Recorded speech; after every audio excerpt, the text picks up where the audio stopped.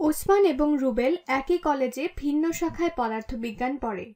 রুবেলের শিক্ষক সবসময় 30টি প্রশ্নের উপর পরীক্ষা নেয়, অন্যদিকে ওসমানের শিক্ষক 24টি প্রশ্নের পরীক্ষা নেয়। এছাড়া রুবেলের শিক্ষক তাদের আরও 3টা প্রজেক্ট দিয়ে থাকে প্রতি বছর। যদিও দুটি শ্রেণীর ছাত্রদের মোট আলাদা সংখ্যক পরীক্ষা দিতে হয়, তবুও তাদের শিক্ষকদের নির্দেশ দেওয়া আছে যে সর্বমোট প্রশ্নের সংখ্যা একই সমান হতে হবে।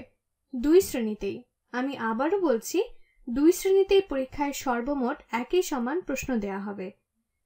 তাহলে সর্বনিম্ন মোট কতটি প্রশ্ন ওসমান ও রুবেলের শ্রেণী প্রতি বছর আশা করতে পারে? তাহলে চিন্তা করা যাক কি ঘটছে।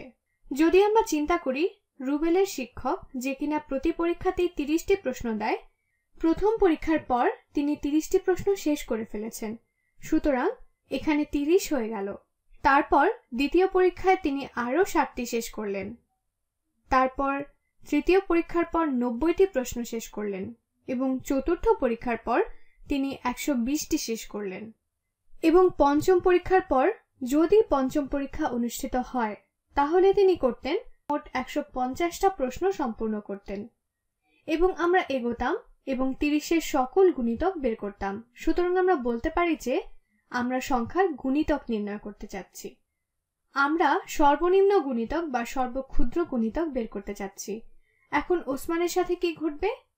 প্রথম পরীক্ষার পর তারা পাবে 24টি প্রশ্ন, তারপর দ্বিতীয় পরীক্ষার পর 48টি প্রশ্ন, তারপর তৃতীয় পরীক্ষার পর 72টি প্রশ্ন এবং 26টি প্রশ্ন পাবে চতুর্থ পরীক্ষার পর। আমি শুধুমাত্র 24-এর গুণিতক নিচ্ছি এবং পঞ্চম পরীক্ষার পর তারা 120টা প্রশ্ন পাবে। এবং যদি ষষ্ঠ পরীক্ষা নেওয়া হয় তবে তারা 144টি প্রশ্ন পাবে এবং এভাবে আমরা এগোতে পারি। কিন্তু এখন দেখি আমাদের কি করতে বলা হয়েছে। সর্বনিম্ন মোট কতটি প্রশ্ন ওসমান ও রুবেলের শ্রেণী প্রতি বছর আশা করতে পারে? তাহলে সর্বনিম্ন মানে হচ্ছে আলোচ্য বিষয়, যেখানে তারা একই সংখ্যার প্রশ্ন পাবে, এটা সত্ত্বেও যে তারা ভিন্ন সংখ্যক পরীক্ষা দিচ্ছে। তুমি দেখতে পাচ্ছ যে 120টা প্রশ্ন তারা সমান পেয়েছে। এটা ঘটেছে 120 সংখ্যায়। তারা উভয়ই 120টা প্রশ্ন পায়। যদিও রুবেলের শিক্ষক 30টি প্রশ্ন এবং ওসমানের শিক্ষক 24টি প্রশ্ন একই সময় দেয়, সুতরাং উত্তর হবে 120। এবং খেয়াল করো, তাদের পরীক্ষার সংখ্যা ভিন্ন ছিল। রুবেলের 1, 2, 3, 4টি পরীক্ষা হয়েছিল, যেখানে ওসমানের 1, 2, 3, 4, 5টি পরীক্ষা হয়েছিল, কিন্তু তারা উভয়ই 120টা প্রশ্ন পেয়েছিল। এখন যদি এই সমস্যাটির শর্ত নিয়ে চিন্তা করি, তাহলে আমাদের 24 ও 30-এর মধ্যে লঘিষ্ঠ সাধারণ গুণিতক নির্ণয় করতে হবে। এখন আমরা পেলাম যে লঘিষ্ঠ সাধারণ গুণিতক 120। এমন আরও পদ্ধতি আছে যাতে এই গুণিতকগুলো বের না করলেও লঘিষ্ঠ সাধারণ গুণিতক বের করা যায়। তুমি মৌলিক উৎপাদন নির্ণয় করেও করতে পারো।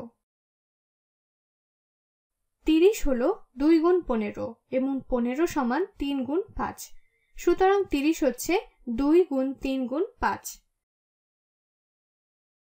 এবং 24 30-এর চেয়ে আলাদা।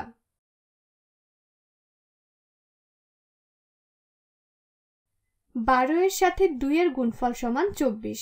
12 হচ্ছে 6 ও 2 এর গুণফল, 6 হচ্ছে 2 ও 3 এর গুণফল, সুতরাং 24 হচ্ছে 2 গুণ 2 গুণ 2 গুণ 3। লঘিষ্ঠ সাধারণ গুণিতক বের করার অন্য আরেকটি পদ্ধতি আমরা এখন দেখব। লক্ষ্য করো, 120কে অবশ্যই 30 ও 24 দ্বারা বিভাজ্য হতে হবে। যদি এটা 30 দ্বারা বিভাজ্য হয়, তবে এটি 2 গুণ 3 গুণ 5 এর মৌলিক উৎপাদকের মধ্যে আছে, যা 30 হওয়ার জন্য প্রয়োজন। সুতরাং এটা 30কে বিভাজ্য করে। এখন 24কে বিভাজ্য করতে হলে এর মৌলিক উৎপাদকের মধ্যে 3টি 2 এবং একটি 3 থাকতে হবে। আমাদের আগেই একটি 3 আছে এবং একটি 2 আছে, তাই আমাদের এখন আর 2টি 2 লাগবে। সুতরাং 2 বার 2। সুতরাং এটা তৈরি হলো। আমি একটু উপরে উঠছি। সুতরাং 24 ও 30কে বিভাজ্য করার জন্য এটা প্রয়োজন। তুমি এটা যেভাবে ইচ্ছা সেভাবে সাজাতে পারো। তুমি 2 সংখ্যা ছাড়া এই 2 সংখ্যাকে বিভাজ্য করতে পারবে না। তুমি যদি একটি ও তুমি যদি একটিও 2 সরাও তবে 24কে বিভাজ্য করতে পারবে না। যদি তুমি 2 বা 3 সরাও বা 3 বা 5 সরাও তুমি কখনোই 30কে বিভাজ্য করতে পারবে না। এখন যদি তুমি সংখ্যাগুলোকে গুণিতক রূপে সাজাও, এটা হবে 2 গুণ 2 গুণ 2 গুণ 3 গুণ 5 যা 120। চলো এখন আরো একটা সমাধান করা যাক। উষা 21টি ফাইলের একটি প্যাকেজ কিনল। আমি সংখ্যাটা লিখে রাখছি, 21টি ফাইল। সে আরো 30টি পেন্সিলের একটি প্যাকেজ কিনল। সে সকল পেন্সিল ও ফাইল ব্যবহার করতে চাইল এমন ভাবে যেন সে তার সহপাঠীদের অফিস সাপ্লাইয়ের একই রকম সেট দিতে পারে। এই সকল সাপ্লাইগুলো ব্যবহার করে সবচেয়ে বড় সংখ্যার কতগুলো অভিন্ন সেট উষা তৈরি করতে পারবে? সুতরাং আমরা কথা বলছি সবচেয়ে বড় সংখ্যার কতগুলো অভিন্ন সেট যা সবচেয়ে গরিষ্ঠ সাধারণ গুণনীয়ক বা গসাগু নির্ণয়ের মাধ্যমে আমরা পেতে পারি। সুতরাং আমরা বেশ কিছু পদ্ধতিতে চিন্তা করতে পারি। চলো চিন্তা করি এই সংখ্যাগুলোর মধ্যে গরিষ্ঠ সাধারণ গুণনীয়ক কত। অথবা আমি বলতে পারি যে 21 ও 30 এর গরিষ্ঠ সাধারণ উৎপাদক। তাহলে সবচেয়ে বড় গুণনীয়ক কোনটি যা এই সংখ্যাকে বিভাজ্য করবে?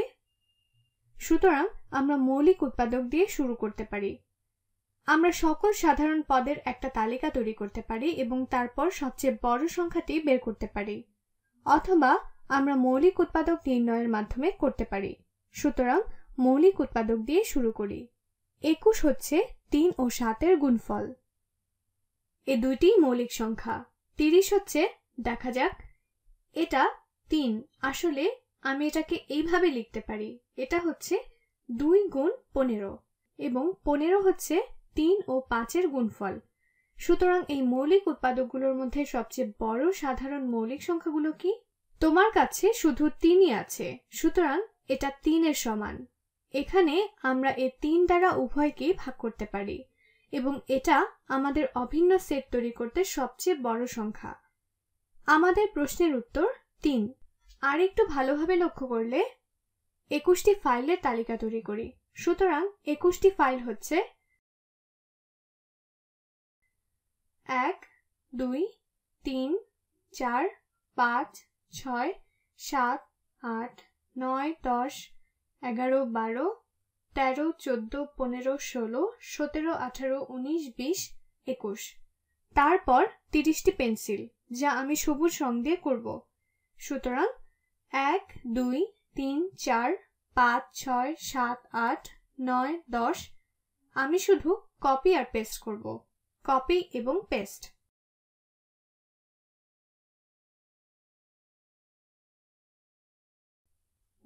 তারপর 30 বসালাম।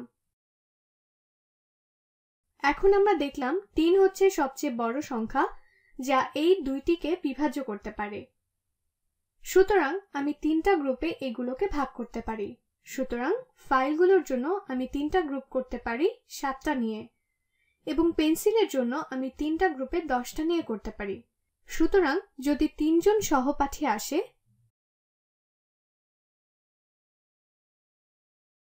আমি তাদের প্রত্যেককে 7টা ফাইল ও 10টা পেন্সিলের একটা করে সেট দিতে পারি। সুতরাং এটাই সবচেয়ে বড় অভিন্ন সেট যা উষা তৈরি করতে পারে। আমাদের যদি 3টা সেটই থাকতো, প্রত্যেক সেটে 7টা ফাইল ও 10টা পেন্সিল আছে এবং আমরা যথাযথভাবে চিন্তা করছি যে কোনটি সবচেয়ে বড় সংখ্যা এবং যা উভয়কেই নিঃশেষে বিভাজ্য করতে পারে।